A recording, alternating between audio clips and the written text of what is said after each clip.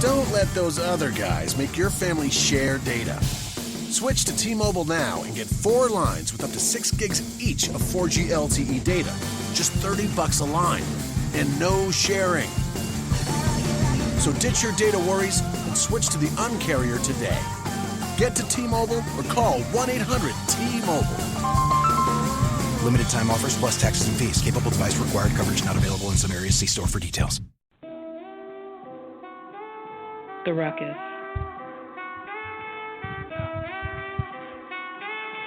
The Ruckus.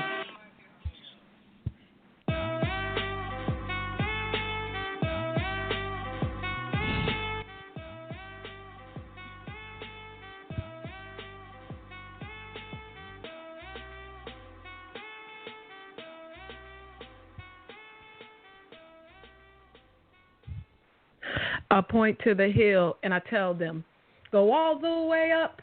It is Wednesday. It's time for another installment of the Ruckus podcast, brought to you by badculture.net, brought to you by ragingbabe.com, brought to you by War Tape.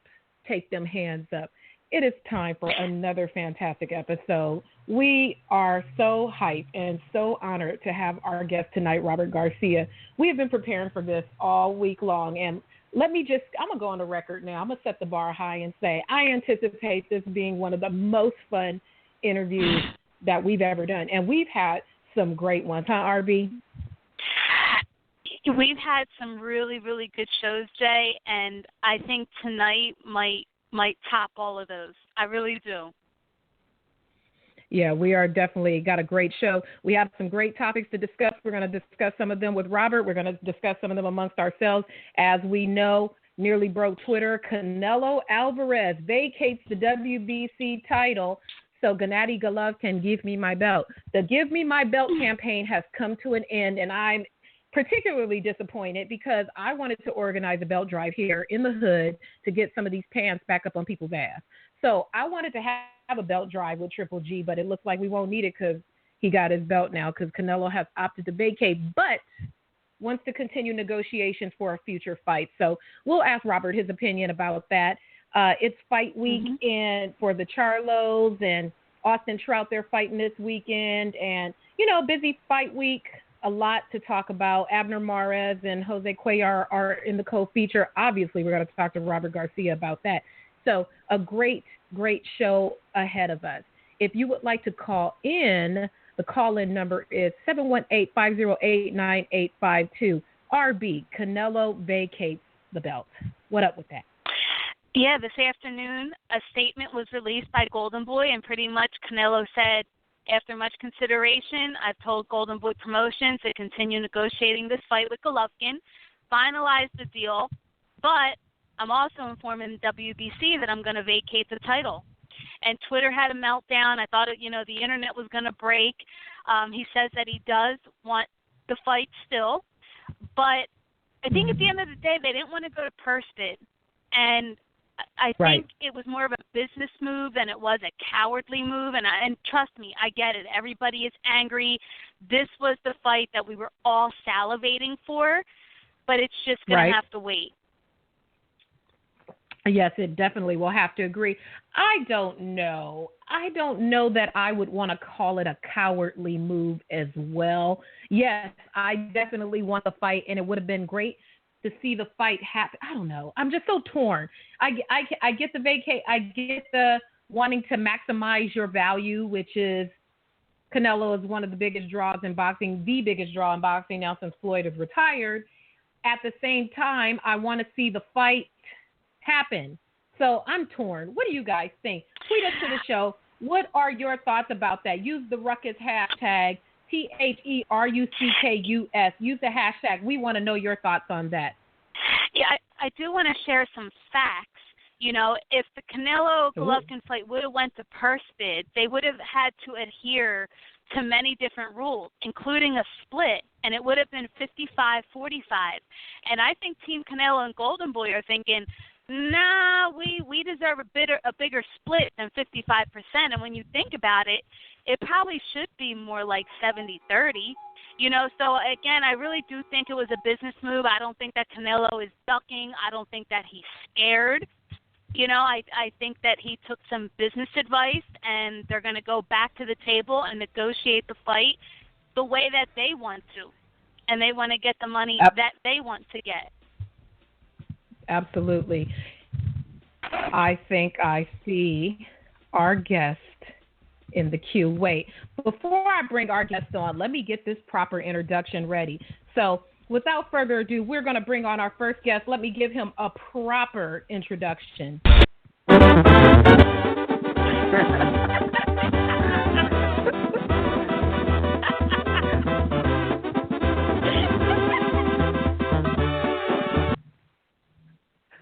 We can't give Robert Garcia an introduction without giving him some proper theme music. Good evening, Robert Garcia. Pleasure to have you with us this evening. Thank you very much. I'm very, very happy to be with you guys. We've been wanting to talk to you. We've been wanting to talk to you for such a long time, Robert. What was that again? We've been wanting to talk to you for a long time. Oh, I'm surprised you guys haven't called me then. All right, listen, big news came out today with Canelo vacating his belt and telling Golden Boy to move forward with negotiations, but he told the WBC he was going to vacate. Your thoughts on that? Do you think it was a good business move, or was it a cowardly move? No, I don't think Canelo's afraid to fight Triple G, but in this business, it is a business. We just call it a business. We have back in the 80s, 90s, fighters would fight to defend their titles, and they were proud to be world champions. Nowadays, it turned into a business, and it works better for the fighters. But I don't think Canelo's afraid. I just think it's what I read is that they didn't want to be pressured into doing something that the WBC was pressuring, and they had a certain date to resolve this, and they don't want to be pushed into something like that. But I have no doubt that Canelo will fight him. Maybe not this year, but he'll fight him sometime next year.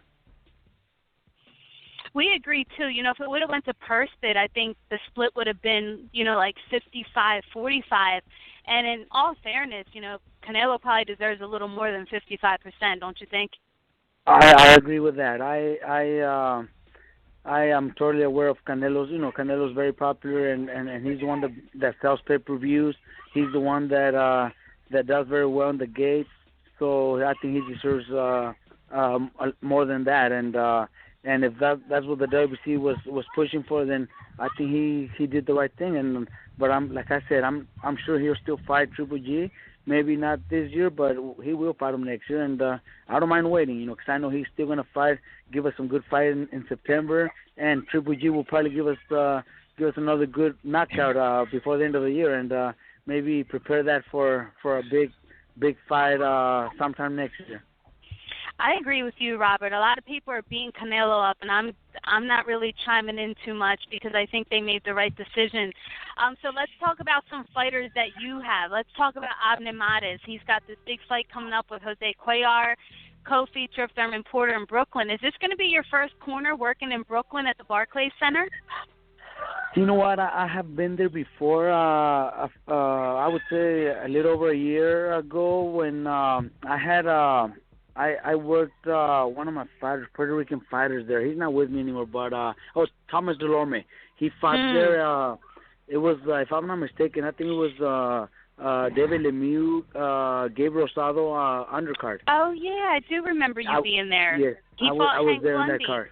Yes, exactly. Yeah. So I was there, and that was my first fight. So this will be my second fight. It will be my first working with Abner though. Robert, I must ask you about the connection with Abner. Who called? Did he call you? Did someone from his team call you? When you got the call, were you like, "No, my man, he doesn't want me to train him"? What was that first conversation like? Look, it's a friend. I have a friend that's involved with Abner, but he's my friend not through Abner. He's my friend, from other just other relationships. And he's the one that made that meeting. We met at his office, and that's where Abner has his gym. We met and decided to work together. That it was perfect timing. I had just recently stopped training Jesus Cuellar. So now that I'm training, now that Cuellar left, so Abner came. So it was like perfect timing. We I came out with with my demands. I told Abner, look, you have a beautiful gym here. You have a state of the art gym here, but you're not going to be training here in this gym. You're going to be training in my gym. You're going to train at my hours. You're going to train with who I want you to train. And look, this is our second training camp, because the first training camp we were getting ready for was the Montiel fight, where Thurman and Porter were supposed to fight a couple months ago. So we pretty much went through that whole training camp. Then we took a few weeks off because the whole show was postponed, and now comes they gave us the opportunity to fight for the title, so we took it. That's great. So I assume that Abner isn't allowed to bring any bandas to the gym. He likes bringing bandas to the gym. Look, and if for a media workout or something, he wants to bring it, I don't have a problem, because I'm also going to have a good time, because I love banda music. So I'll enjoy it too. Plus, all his banda friends are pretty popular within the Mexican music lifestyle. They're pretty popular, so I wouldn't mind having some of those guys here. But during training, it's a serious training camp. In the next week or so, I'm actually gonna move him into my training camp, and I know he's probably not too happy doing that, but he's gonna live with the rest of my fighters. He's gonna do everything that all my fighters do, because what I have here in my training camp in Riverside is I have my gym, but I also have a pretty big house where all my fighters live. They all stay there for training camp, and I already told Abner, 6 weeks before you fight, which is this weekend already coming up, you're moving into training camp, and you're not going to be allowed to go home or go visit friends or anything like that. You're going to stay in camp for a full 6 weeks, and he up until now he hasn't told me no to anything I tell him. He says yes to everything. He's very respectful, doing everything he's told, and doing a great job in training. That's great. Are you making sure he's not eating any meat from Mexico? I mean, we don't want a problem with the contamination. Look, it's weird to say that, but I was saying that. Check this out. It's so funny because I've been saying that about with the meat, and we know that what's his name, Bandido Vargas, was said that it was the meat, and this guy Bandido comes to my gym today to get some sparring. He's fought some of my guys. I was kind of embarrassed to show up. I didn't even show up to sparring. I told my son. I told my son, you're gonna take care of the sparring because I don't want to be there, because I've been saying that about his test, and now he was gonna see me. I was gonna be like, damn, so I didn't even show up. They sparred in the morning, and my guys sparred with him, and I'm sure they're gonna keep coming for sparring. But those days that he shows up, I won't show up, because I know he's probably gonna want to tell me something. Or he's probably gonna bring me a few pounds of meat. Well, Robert, God. on those days that he comes to the gym, make sure they wipe it down good afterwards. Don't let him sweat on nobody or anything. No, he's changing the bodily fluids, change the spit bucket, just to be on the safe side. Just wipe everything down with Lysol. The good thing is that the kids that he's sparring, one of them is turning pro, and the other one is 1-0. So they're not being tested yet. Nobody tests those kids. One of them is turning pro, and the other one is 1-0. So I don't have to worry about that. All right, good. So Cuellar says that you really don't know that much about him, that you can't really help Mares with a blueprint to beat him. Can you share some of his flaws and weaknesses? Because you have to know. We don't believe him when he says you don't know his style. Look, Cuellar became a champion under my training, defended the title, if I'm not mistaken, 4 to 5 times. So we've been together for a good 2 to 3 years. I have to know him. I do know him. And one fight, he's only done one fight without me. And to be honest, in that fight, I don't think he looked that good. That was his last fight in New York against, who did he fight? I can't remember the name, but he fought right there at Barclays.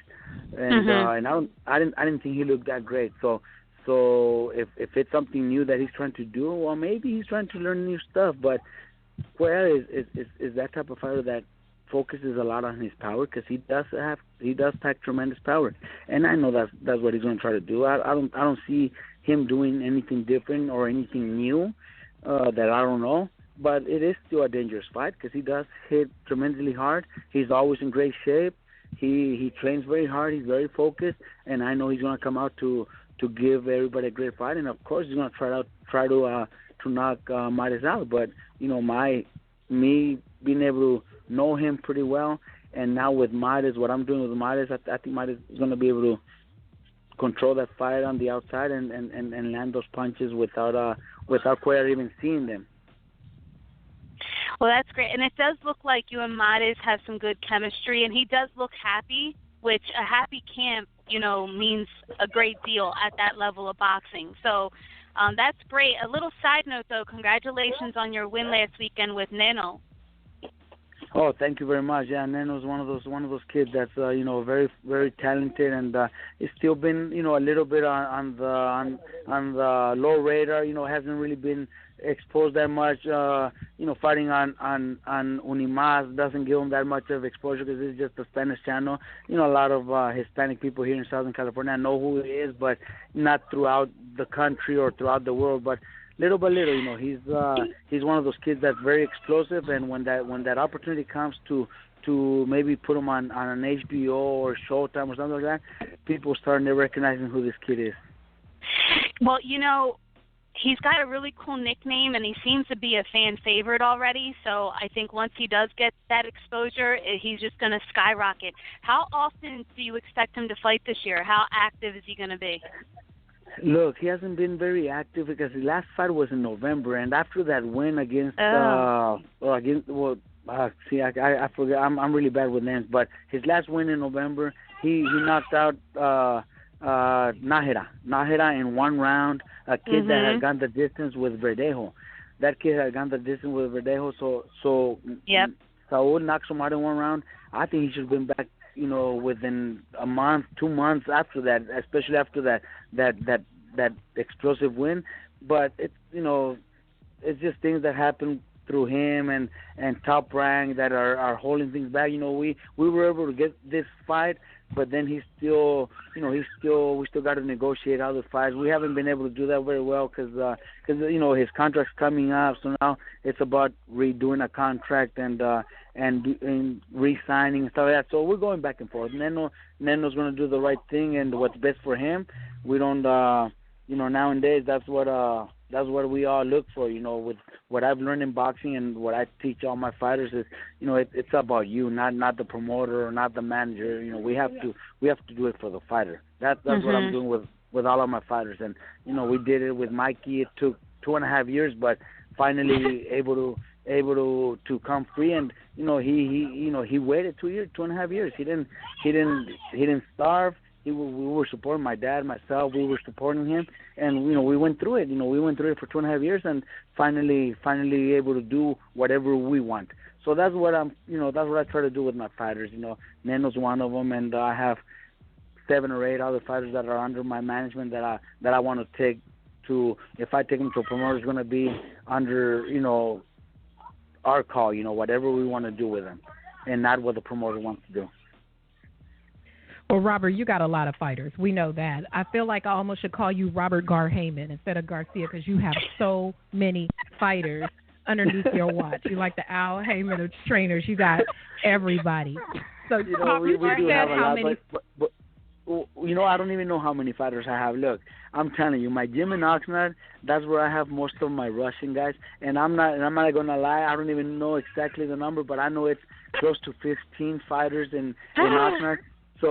So I have really good assistants with me in Oxnard, and one of them is Marco Contreras, who has been with me for many years, and he lives in Oxnard, so he takes so he's there every day with my fighters. I drive to Oxnard because I live in Riverside, so I drive to Oxnard 2 hours in the morning to train my fighters. We train from 9 to 12, and then at 12 I head back to Riverside to start Abner Mares at 2, and then the rest of my fighters throughout the night. I'm still here in the gym.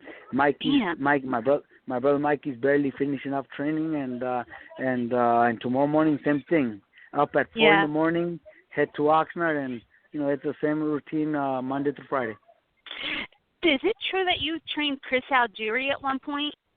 Yes, Chris Algieri was with us for, if I'm not mistaken, 2 or 3 fights. I went to New York for his fights. He used to fight where the city where he lives. It's not in Manhattan, but very close, and it was like in a ballroom, nightclub type of event. Yeah, I was there with him a couple of times. Yeah, we had, if I'm not mistaken, it was 3 fights together. Oh, okay. Wow. I don't even remember that. So, in an average month, how many calls do you get to your gym from people wanting to train you? Like, is there a process? Like, how do you weed through it? Is there an application? Do they have to send you a video? Like, how do we sign up? It's my kids. My kids. My oldest son he's Robert Jr. Everybody calls him Pita. He's 21, and he's here in Riverside. He's the one that pretty much is in charge of training camp. He lives with the fighters, and he's the one in charge of all the fighters. Make sure they're in bed and make sure they're eating. We have our cook that cooks for them, but he makes sure they're doing good. But we get calls almost every day, but a lot of times we just get fighters that just show up. We have fighters that drive from across the country just to be in our gym, and I can't say no to them. If they drove for 2 days, I can't say, sorry guys, you guys got to go back. I'll let them stay, train for a few days, and then if they feel comfortable and if they're good enough, well then maybe they stay. But if not, I just tell them, you know what guys, this is your gym. You guys could continue to be here, but there's nothing I could do for you guys. I'm honest with them. I got to be real. I can't lie to a fighter, and I'd rather hurt him by the words that I'm going to tell him than one day carry him out of the ring, hurt, knocked out, damaged for good. Right. We've had situations like that in my gym. We've had kids get injured in my gym, and I got to be very careful. But yeah, I get calls, and I get kids that drive from different places that want to be part of my gym, and I can't say no. I let them be in my gym, let them be part of the gym, and I'll be very careful when it comes to sparring. I won't let them spar professional fighters, because I also have an amateur program, so they can spar my amateurs.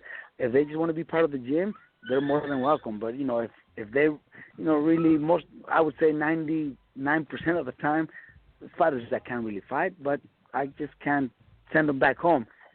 Mm. Okay, well, Robert, okay. I'm glad you said that, because I'm going to drive up to Oxnard, and I want to come to the gym and work out. So if I come to the RGBA, how much are the membership dues? Do I get to ride the horse if I come up there? Look, if you go to Oxnard, you're gonna do the morning training, and that doesn't cost nothing, because I'm the one in charge of the morning session with all my professional fighters, and that's not gonna cost you anything. But if you want to do the horses and you want to do all the rest, you have to come to the Riverside gym. That's where I am after 2 p.m. After 2 p.m., okay. I'm in Riverside. I'm in Riverside right now. Mikey just finished training right now, so this is where I stay. I drive home right now after training. I drive home 20 minutes south of where my gym is at, and then next day in the morning I head to Oxnard. But yeah, okay. Well, next time it'll probably be Riverside. So whenever you plan on coming, you got to go to Riverside. Okay, well, when you hit the 101, when you coming from Oxnard, you just swing through Inglewood and pick me up, and then we can hit the 91, and we can go right on back to Riverside, okay? Well, it'd be nice, but at noon when I leave, I have to take the back route so I don't get traffic. I have to go through the 210, so I just skip all the traffic. I don't go through the 101. I stay away from the 101 because that's gonna hit me straight to the 405, and if you don't want to be in the 405. That's okay, I'm gonna funny. Get on the 210. All right, so look, we see that you have so many sponsors. You have more sponsors than most fighters have. Like, you look like a NASCAR getting up into the ring, with all these patches and stuff.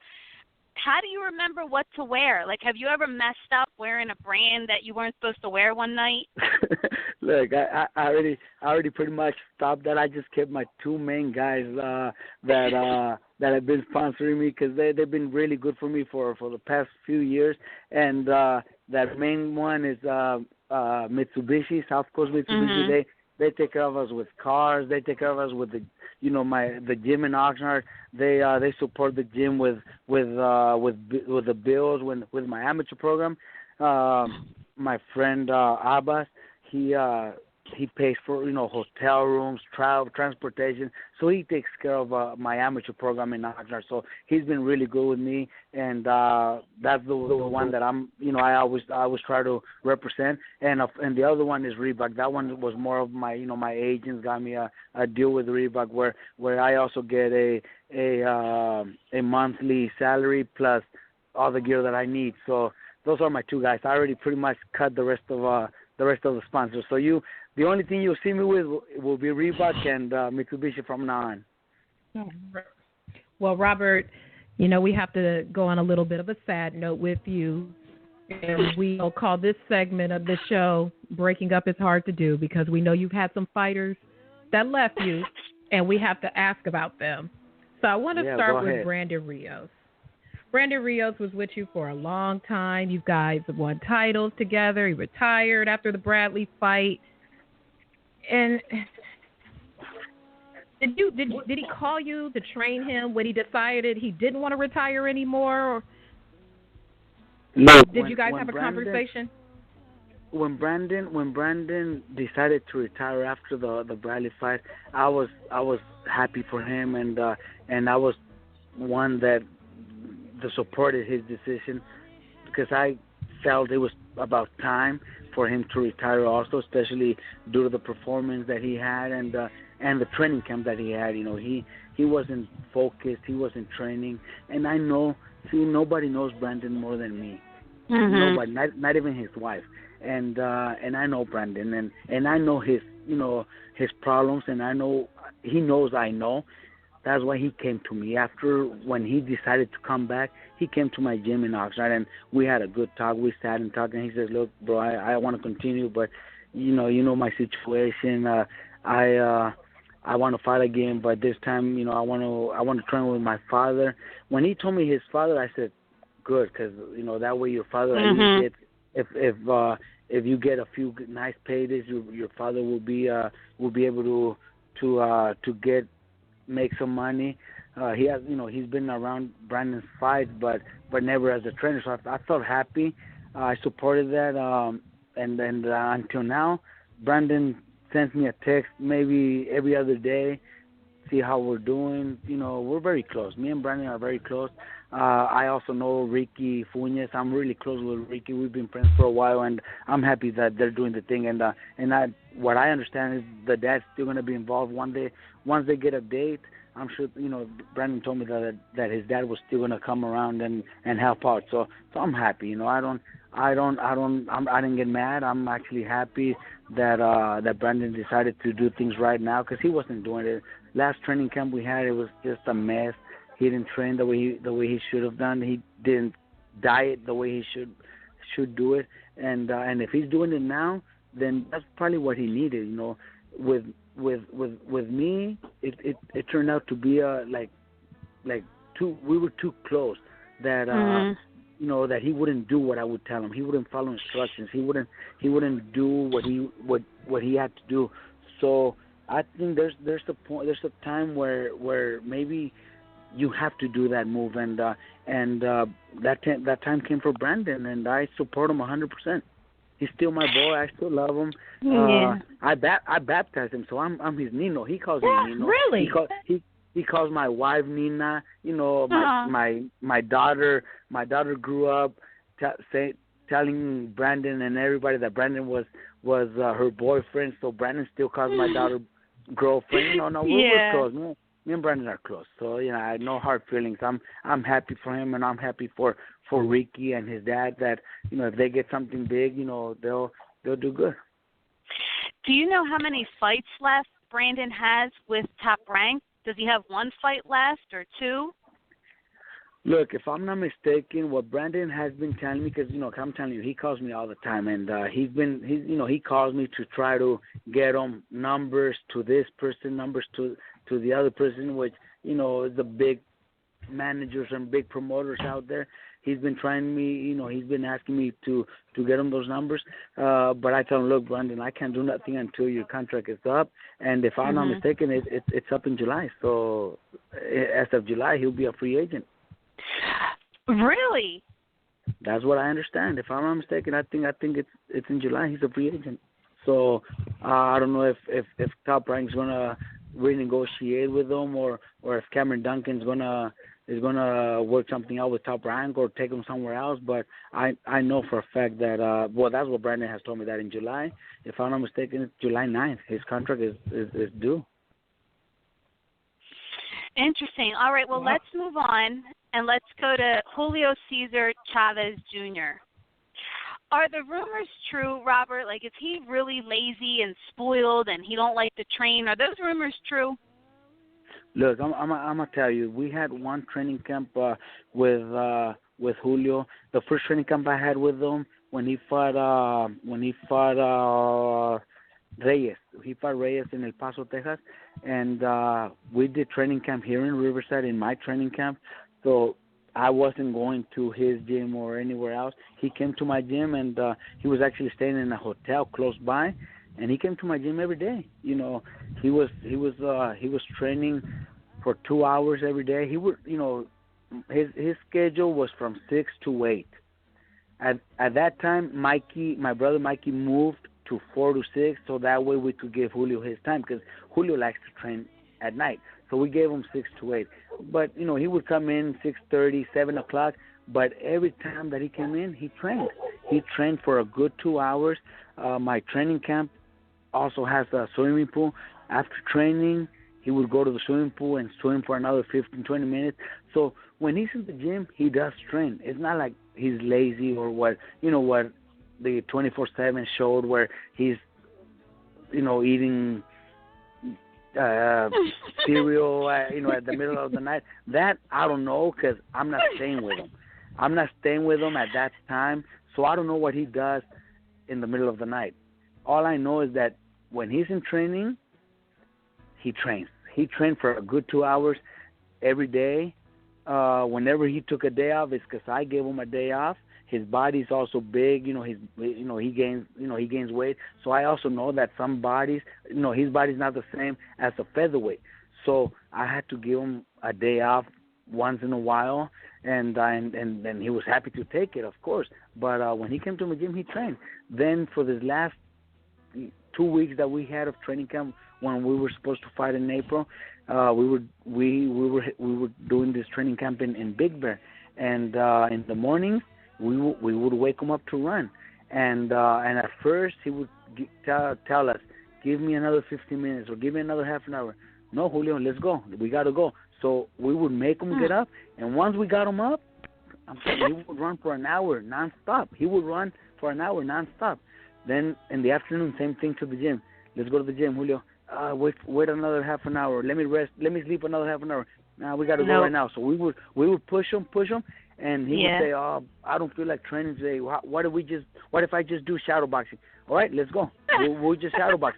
Once we're in the gym, he would do everything for 2 hours. You know what I mean? That's Once he's in the gym, he trains.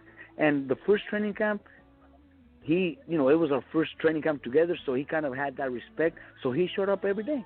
He showed up every day and trained. His personal issues outside of boxing and at home at midnight, or I'm not with him. I don't live with him. I have a family. I have a wife. I have a kid, so I have to go home too. Well, that's what I was going to ask you. You mentioned, he has these personal problems, and he went back with Freddie Roach, and you're like, man, not even Freddie Roach could fix that. So what are some of these personal issues? Are they like drug issues? I mean, we know he likes to smoke weed. Is it daddy issues?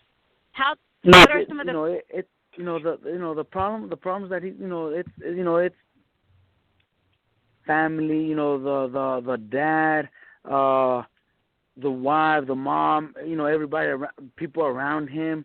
I seen it, when not in my gym, but when he was off training, he would call me once in a while. Hey, Robert, meet me at this gym. I want to go hit mitts for a little bit. So I would go, and then that's where I would see the kind of people around him and stuff like that.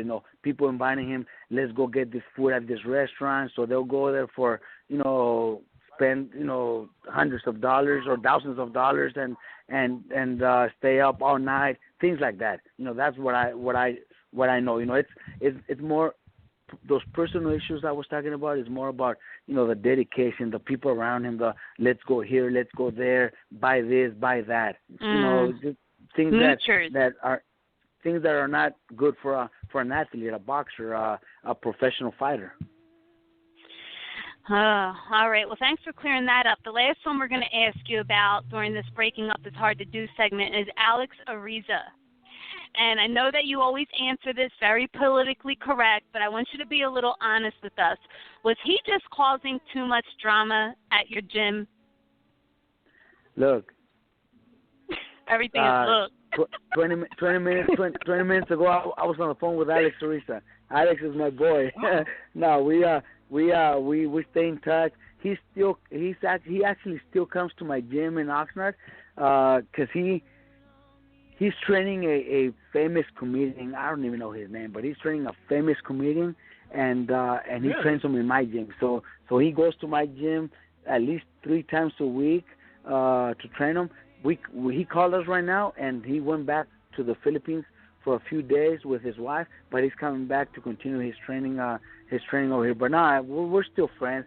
It was more about money issues with Marcos Maidana and Brandon when they fought, because between him and I, we're still friends. The time that he was in Vegas with Floyd, and I would go to a fight in Vegas. We would meet up, have a beer, hang out. He's still my friend. I don't have a problem with Alex. Alex is is one thing my dad always says, myself, Mikey, is he's really strict with his work. He makes sure the fighters do the work done. He's very strict and good at it. It was more problems with money problems with Maidana, Brandon, those type of big fights when the problems started coming. But he's good at what he does. Will I use him again? I don't think so, because I don't want to deal with that in the future with Mikey or my future fighters that I have. But as a friend, he's still my friend. He calls me all the time. I see him in my gym in Oxnard all the time. He's always there. He's still our friend. His good friend that works with him, James. James is here in my gym right now with me. I don't know if you guys even seen pictures and out there. Floyd Mayweather's in my gym right now. So we're just we here, have. So I'm just they're good friends of ours, and I'm telling you, same thing with Alex. Alex is a guy that I respect for the work that he does, but maybe we won't work together anymore, but we could always be friends. Nothing wrong with that. Let's talk some happy news, Robert. Let's talk some good stuff. Let's talk about the fighters you do have. Some good stuff. Loyal fighters in the gym. Most loyal, of course, is little Miguelito, little Mikey Garcia. So I have to tell you, Robert, it was us that was talking to Bob Arum, and Bob Arum told us that Top Rank dropped Mikey. Are you mad at us? Because we didn't set that up. We were live on the air, and he told us. No, look. Look, they hold him for 2.5 years, which it is 2.5 years. Mikey fought through it. Mikey didn't start. Mikey was smart enough to be able to save his money, buy properties. When he was fighting for Top Rank and was a world champion, making decent money. So Mikey did not start, but a week before, I think it was a court date. It was on the Bradley. That's when Arum announced that they let Mikey go. They wouldn't have just let him go. They wouldn't have just let Mikey go like that. It's just, that's impossible. Right. I still work with Top Rank. I still have fighters with Top Rank. Most of my Russians fight for Top Rank, so I still want to bring fighters to Top Rank. So I got to keep a good relationship with them. But this is my brother too, Mikey, and I'm gonna back up my brother 100%. You know, Mikey fought through it. They thought a year was gonna go by and Mikey was gonna be starving and he was gonna go back and fight for them again. Mikey said, no, I'm not going to fight for them. He went through it. He had his attorneys handle everything. And 1 week before the decision was going to be made by the judge, they decided to release Mikey. Why didn't they go through? You know, it was a few days before. Why didn't they just go through that decision and force Mikey to fight for them? They know Mikey. Mm-hmm. They know Mikey's talent, Mikey's future. They would have. They knew the judge was going to decide in Mikey's favor. They already knew that. It's common sense. You know, I've talked to so many boxing people, and they all say the same thing. Well, of course. Why would Bob Arum release him 3 days before the judge was going to decide? Obviously, they knew they had nothing against Mikey. They just decided. They just wanted to hold Mikey as long as they could, because they thought Mikey was going to bend his knees and say, okay, you know, I can't afford this anymore. I have to fight for you guys again. But Mikey didn't. Mikey went through it. He went through it. He had the support of me and my father. You know, we've been blessed to be able to do it, you know, do good in boxing. My dad did really good with Fernando Vargas, and that's one thing my dad did. The first thing he started making money was buy properties and collect rent every month. And since Mikey started doing the same thing, myself, me as a former fighter, and getting nice paydays out with Brandon, Margarito, you know, Maidana especially with the Mayweather fights, you know, we did the same, you know. So they were not going to see Mikey starve, because my dad and myself were going to support him 100%, because that was his decision. And maybe at first I wasn't okay with his decision. Maybe at first I wanted him to continue fighting, and my dad also wanted him to continue fighting. But when we felt, you know, Mikey doesn't want to be with him anymore, we got to support him. And we went through it for 2.5 years. And now that he's free, look, I'm getting calls from everybody. Mayweather's here in my gym, came to visit Mikey. I'm getting calls from Don King. Don King wants me to go to Florida and talk to him. I swear. No. Don King wants to go to Florida. No. Oh my gosh.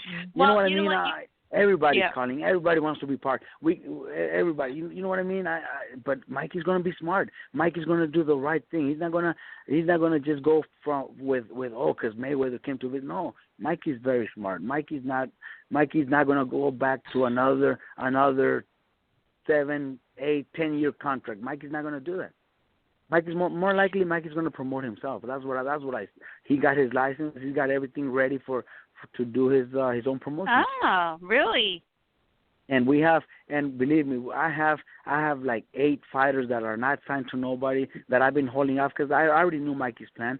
I have like 8 fighters that have no promoter, no manager. I'm going to manage them, and we're going to fight them under Mikey's promotion. Wow, you're just giving us all the good tea. Whew. I like you guys. That's why. Yeah, we like you too. We try to keep it very conversational. Like, we're just talking on the phone. Don't worry, the thousands of people that are listening, they're not going to say nothing. So we talked about Floyd. So we've been seeing you ringside with Floyd and Mikey. We saw you last week in Vegas, you know, walking the streets with all his sister wives and all the cameras. So is it safe to say that any blood that was there during the Maidana fight, is that over? Is that squashed? There was, you know, it's at that time, me with Maidana and words being said by Mayweather and ourselves too, you know, saying it was part of the promotion, but it was also, you know, it was things that we meant, you know, whatever I said, I meant, and if I told him, you know, if I call him out for a little walk behind the building, I was willing to do it, even though I would have probably got my ass kicked. I was willing to do it, or his big bodyguards. I was willing to get knocked out by one of those guys. I don't care, you know what I mean? Yeah. But now right now. You were talking greasy. You were out. like, you ain't got no friends. Your women are on payroll, and I was like, ooh. And now those girls are so nice to me. I kind of feel bad I said it, because they're so nice to me. they're so lovely. They, we were in Vegas last weekend, and they treated me so nice. And now they're here in my gym, in my property, and they're very nice. We were talking about Oxnard. They some of them have been to Oxnard. We know friends that they know friends from Oxnard. So it's I kind of feel bad now, but everything is good now. Everything's cool. That is so funny. So you guys are compas now. We're That's compas good. now. Can you believe that? That's great. So knowing all that you know now, you are a veteran in the sport. Mikey's in the sport, may be his own promoter. If he doesn't go that route, what would be the pros and cons? What would be some of the pros or the cons of signing with like a Mayweather promotion for Mikey? Look, whoever we fight for, if we fight for somebody, is going to be with that option of being able to fight. We want to be able to fight all the big fights. We don't want to be forced to a deal with a promoter where we cannot fight a Terrence Crawford in the future on a big pay-per-view or a Verdejo who could turn into a pay-per-view star, or a Frankie Gomez who Golden Boy promotes. We want to be able to do those fights. So that's one thing that Mikey is being very careful. Everybody that he's talking to, and like I'm telling you, we might even go to Florida just for the trip because Don King is going to pay for everything. I don't know. We might end up just going for the trip. I don't know. But Mikey just wants to hear from everybody, and whoever he ends up with is going to be, because they're okay with him being able to negotiate other fights, those big fights that in the future could be huge pay-per-view fights. He learned so much throughout his whole ordeal with Top Rank, and I have to ask you, is your relationship with Top Rank awkward now? I mean, did all of that affect your relationship with Top Rank? Because you have some fighters that are still with them. Oh yeah, they're still with. Mira, with Top Rank, they've kind of felt like that for a while, but I've had really good talks with Carl Moretti and Todd DeBoff, and right now I believe they still want to work with me, because I have fighters with them. I train. Most of the Russians that fight that I train are signed with Top Rank. We have Saul Rodriguez, who's still fighting for Top Rank. They're actually renegotiating our contract for him, and I'm actually helping Saul go through the contract and signing bonus they want to give him, stuff like that. We've been going back and forth. I've been helping Saul. So no, I still have a good relationship with them. They're professionals also. They know the way this business is. They at one time they were really mad at Nonito Donaire, and I don't know, they said some ugly things about his wife, but now they're back together and they're doing a great job with him. So you know what I mean? So it's business, and with me, I have some fighters with Golden Boy. I still have some fighters with Top Rank. I have to be able to work with everybody. I'm a trainer. I'm not, I have to be open to work with everybody. Speaking of all your Russian fighters that you have in Oxnard, you have a Russian invasion happening in Oxnard. So when these guys first get to the boxing gym in Oxnard, and their Russian is far better than their English, who's up there helping you? Who's speaking Russian to the guys? We have like four that don't speak English at all. So what we do is we have four that don't, but we have 10 that do.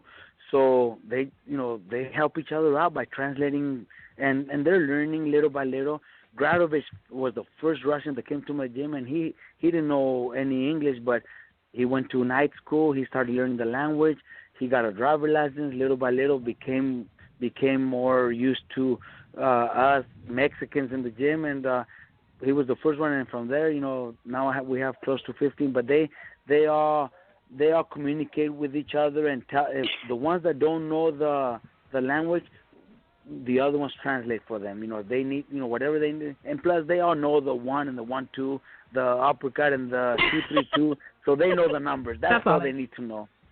That's all they need to know. Have you learned any Russian? No, I haven't. And my assistant in Oxnard, Marco Contreras, He does. He already learned a lot, and wow. we were actually in a fight this past Saturday. One of our Russians was fighting, and that's one that doesn't know any English. So he starts screaming out some combinations in Russia. We all looked at him like, God damn, like we were all surprised because he's like, I guess, he's doing some stuff, he knows that's his job, and that's all the fighters that we have in Oxford, nothing but Russians. That's all that he works with. So he's the one learning a little bit more of the language, and I'm happy that he is because I don't want to, and I don't have the time to anyway.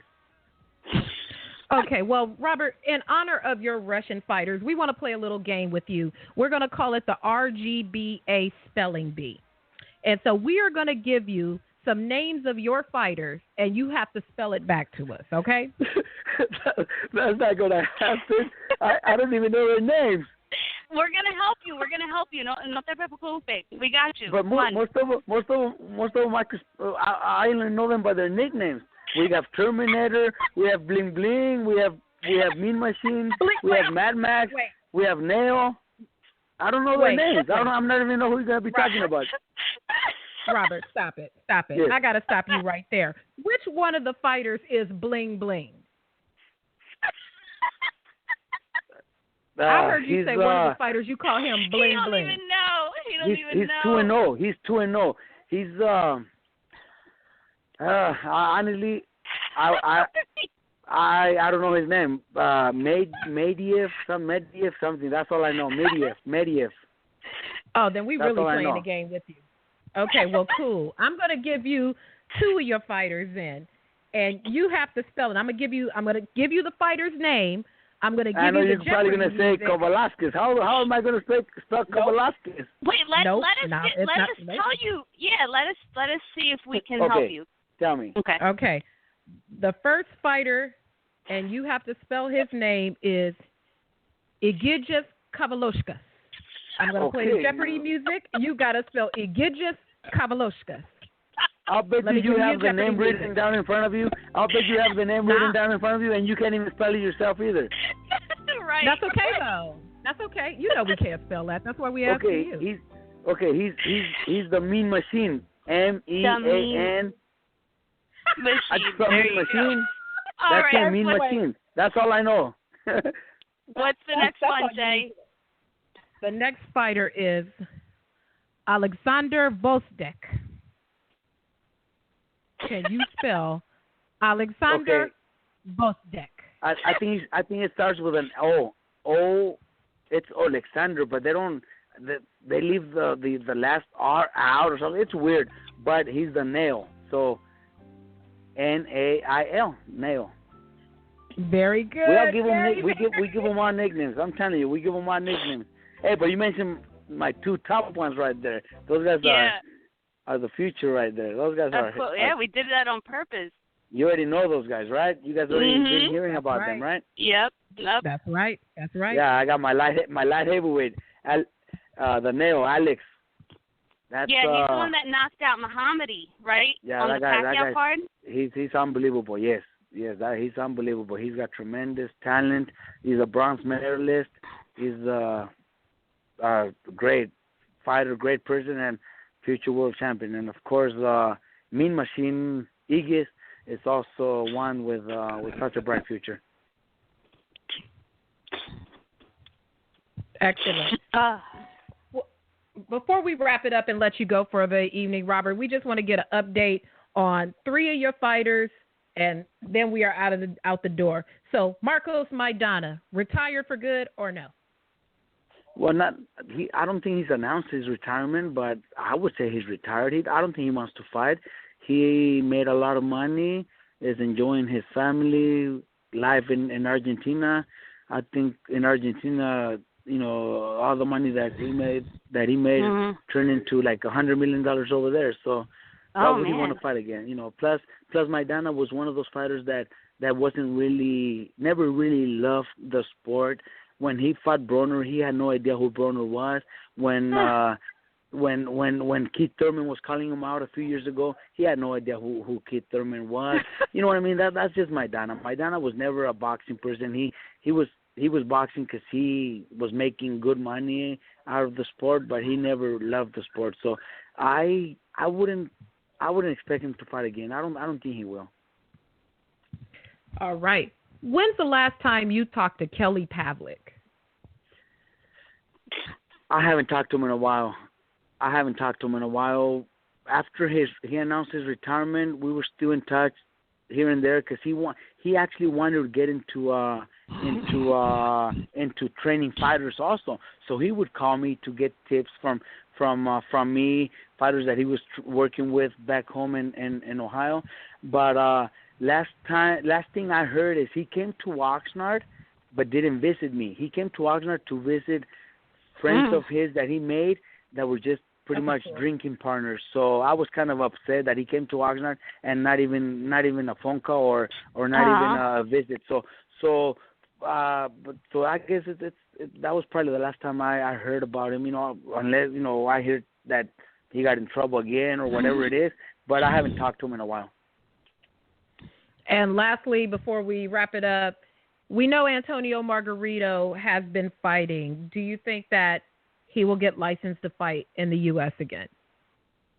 If I'm not mistaken, I think he's licensed to fight in Texas already. That's what I heard and what I understand. I don't know. I'm not a doctor, so I can't really say yes or no. What I do see, and because he came to my gym before his last fight, he came to my gym here in Riverside. He started training here in my gym, but it was a long drive for him to be driving back and forth from San Diego. So he decided to train in San Diego. But I'm not a doctor, so I can't decide. But his eye doesn't look good. It just doesn't look good. But if the doctors in Mexico gave him my license and Texas already gave him my license, then. And if he wants to continue fighting, one thing I know is he's in great shape. He always maintains himself in great shape. He was a tremendous warrior when he was fighting. So if he could still give us a couple of those fights, I would enjoy watching him fight. But if his health or his eye are in danger, then I wouldn't want him to continue that. But like I said, I'm not a doctor to decide what if it's good or not. And in close, words of wisdom before we let you go. Any final wisdom you want to share with us and the people listening, of course, before we sign off for the evening? And well, all I could say is I could, mention some of my young fighters. The future. We already mentioned those two Russians. They're not from Russia, but one of them is from Lithuania, and the other one is from where Lomachenko's at. Where's Lomachenko from? Ukraine. There you go. Mm-hmm. Both Alex Daneo is from Ukraine, and Kovalaskas is from Lithuania. And but we come Russia. Those two you already mentioned. But then I have here in my gym, 4 fighters that are Mexican American that one day are you guys keep Hector Tanajara's name in mind. He's 5-0 with 3 knockouts. Keep Genaro Gomez, who is 1-0 and will be fighting on the Salido Vargas card. Mm-hmm. Jonathan Navarro will also fight on that card, and Joshua Franco. Those 4 fighters are my 4 fighters that I have living here in Riverside in my training camp, and those are trained and managed by myself. So I think those 4 are going to be the future. You just keep their names in mind. We will. All right, Robert. Well, it's been a pleasure. Great talking to you. Looking forward to the fights this weekend, and you have a great evening. Thank you, guys, and thanks for having me. Now let me go say bye to Mayweather because he's waiting for me. He's been waiting for me all this time. I'm gonna let him know. Tell him to come get a All right. All right. Take care, Robert. All right. Bye-bye. Bye. When the mind is ready, the body prepares for war. So next time you engage in battle, protect your hands with the best. War Tape, the original branded tape. Order yours now at wartapebrand.com and see why the enemy will fear you. wartapebrand.com. We put hands on you. And we are back. It's the Ruckus. Wednesday nights. I'm your girl, Jay. RB in the co-pilot seat. We just finished up with Robert Garcia. Shout out to Robert Garcia giving us all the good information, huh, RB? He was a treat. And, you know, we ended up spending almost an hour on the phone with him. It didn't even feel that way, but we've been waiting for so long to talk to him, and he was really honest about everything and very authentic, and we were hoping that's what we were going to get from him, and we did. Absolutely. So before we wrap it up for the evening, let me just run through the fight schedule real briefly because we only got about a minute left. On Estrella TV from Indio, Eddie Gomez against Giancarlo Sosa. On CBS Sportsnet, Hansel Martinez versus Prosper Ankra. Local card here in Ontario, Danny Roman. And, of course, the fight's going on from Showtime this weekend. Back to you, RB. All right. Anyway, wanted to shout out War Tape. We're picking up some sponsors here. Used by the best. It's the original branded athletic tape. So make sure you visit their website. That's wartapebrand.com. And there's a really cool app out there, guys. It's a free app, and it's called Box Stats.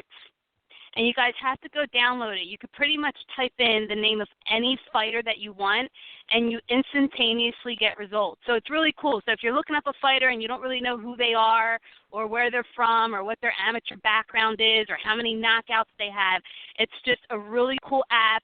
If you have an Apple phone, you can get it there and just look up Box Stats, or you can go to their website, boxstats.org. So shout them out for being big, big supporters of RB&J. We appreciate it. Absolutely. Shout out to them. Thank you, RB. Once again, thank you, Robert Garcia. Thank you to everybody who was tweeting and listening tonight. We will be back this Monday with the Morning Punch-In show. And as we teased on the last one, we got Mr. One-Time Keith Thurman with us on the Hotline Bling on the Morning Punch-In show. And you know Keith Thurman gets down with us. So it's going to be a great one. So thanks for listening, and we'll be back next week. Good night.